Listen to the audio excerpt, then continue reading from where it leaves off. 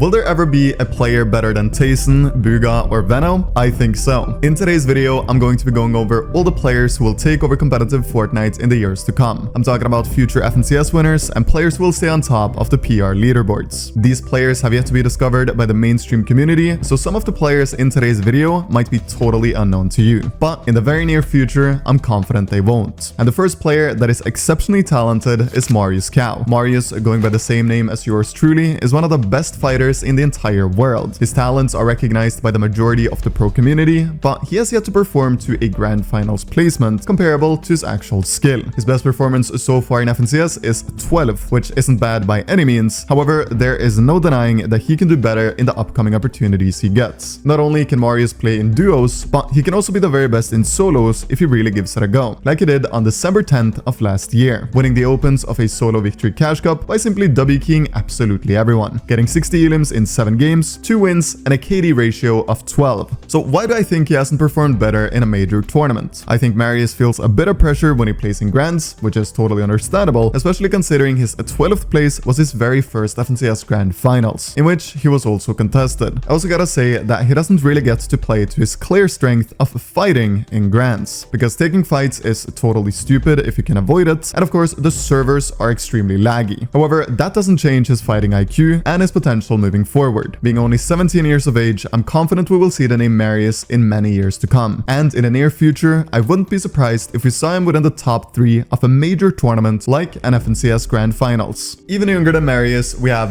Bolt, a promising young player originally from the NA West region, but now obviously playing on NA Central and doing so at the very highest level. You might remember Bolt from my video where I ranked all the FNCS winners, because he actually won an FNCS pack when he played on West. Bolt is only 16 years old and is currently somehow sitting at 20th place on the NAC PR leaderboards, just under the likes of Clix and Agers. Bolt and Marius have more in common than you might think. They're both insane fighters, both massive up-and-comers, and also have both won a victory solo cash cup opens by simply W-keying absolutely everyone and their grandmother. Unlike Marius though, Bolt has gotten the chance to now play 2 FNCS Grand Finals on NAC. I'm not going to include his Grands appearances from West, since that isn't a real region. His first Central appearance ended in a 45th, but he fixed his mistakes for the second opportunity and ended up getting 17th, which is a very respectable placement. Moving forward, I really want to see Bolt put on a show in Grands. However, getting an uncontested spot definitely isn't easy. But with how he's been playing so far in 2024, if he gets that opportunity, I wouldn't be surprised if he secured a top 5. This kid has it all: mechanics, aim, and game sense. And if he plays his cards right, he will make an extremely lucrative career in the coming years. This next player is just